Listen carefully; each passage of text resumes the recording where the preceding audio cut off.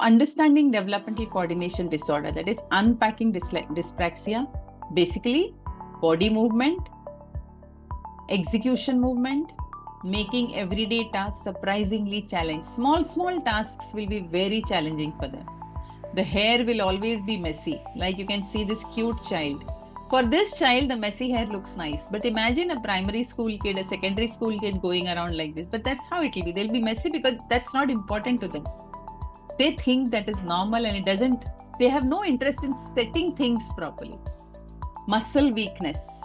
It's not about muscle weakness. It's about brain processing. Muscle weakness is something else, where the muscles are trained through occupational therapy. That's a physical problem. Here, the neurological problem. The instruction from the brain is not reaching the body. That is the greatest problem here. Now, what happens to them is, as I said, they appear clumsy. They're bumping into things, falling often, struggling with activities like cycling, swimming, playing sports, often avoiding them, finding it hard to learn few new motor skills like riding, biking, skipping, difficulty with fine motor tasks like writing, drawing. So the parent says, ma'am, my child is not writing. Nobody is checking whether the child has dyspraxia.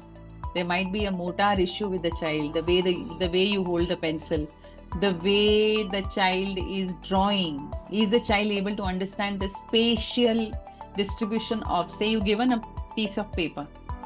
There'll be a big paper and you tell the child to draw one square, they'll make a small square. You're telling use the whole paper, but they'll make a small square. Why?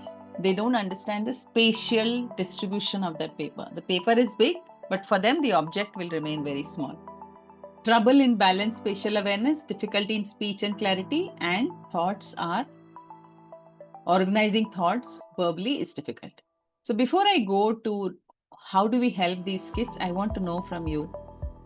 Some of the parents or tutors have joined just now, Mansi and Harsh Yogini. Nikita, I just had a talk with the others. So could you please introduce yourself and tell why are you here for this workshop?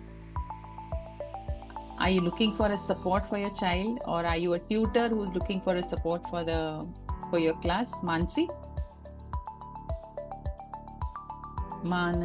Nayak. Could you kindly come on the mic and camera and share your purpose, as you're a very small group. Hello, am I audible, ma'am? Yes, Mansi. Yes, my name is Mansi and I'm a psychologist actually. I completed my master's in clinical psychologist.